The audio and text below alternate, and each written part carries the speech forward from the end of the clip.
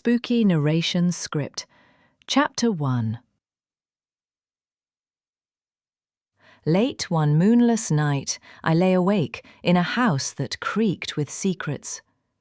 The wind howled, and from the darkness I heard it, a whisper, so faint it sent a chill racing up my spine. Johny, Johny. My heart thudded against my ribs as I slipped from my bed, drawn toward the kitchen by that voice, urgent and eerie. Every step felt heavier.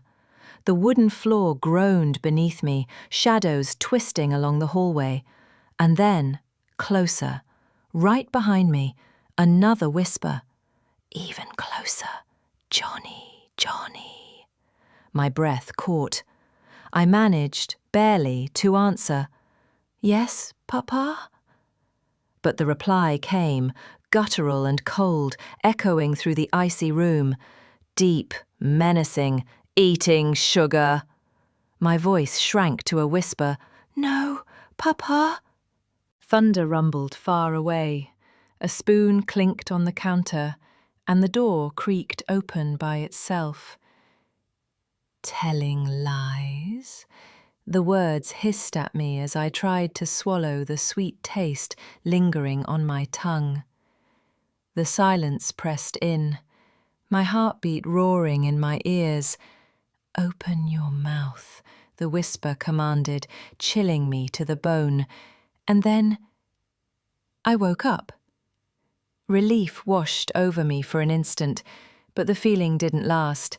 I reached for my phone, desperate for a sliver of light, anything normal. But when I pressed the power button, nothing happened. The screen stayed dark, dead. A new wave of dread rolled over me. I stumbled to the washroom, splashing cold water on my face, trying to shake off the nightmare.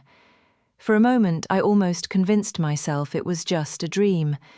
But as I stepped back into the hallway, I heard a sudden crash from the kitchen. My heart stopped. Something had fallen. I crept toward the sound, nerves buzzing, every shadow thicker than the last. The kitchen was empty. Nothing on the floor, nothing out of place. But the air felt off, heavy, like it was holding secrets. Then, as I turned to leave, the lights flickered, once, twice, and went out completely. Darkness swallowed the room. My mind spun. Was I still in the nightmare?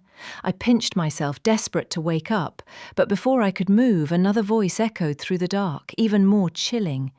Whisper, menacing. Johny, Johny. Whisper. Panic took over. I bolted for my brother's room, desperate for comfort. He was sleeping, calm and oblivious. I dove under his blanket and clung to him, holding on as tightly as I could. For a few minutes I just listened to his breathing, trying to slow my own racing heart.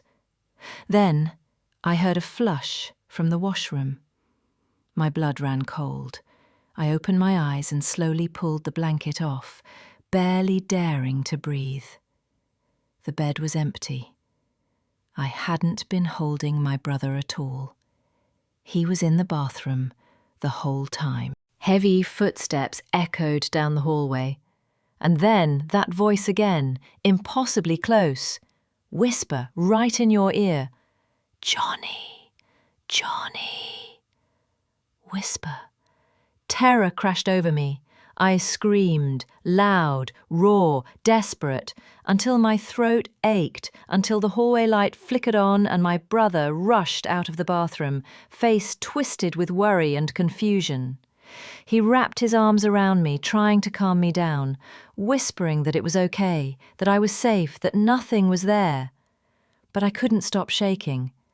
I clung to him, gasping for air, my ears still ringing with that voice from the dark, echoing, fading.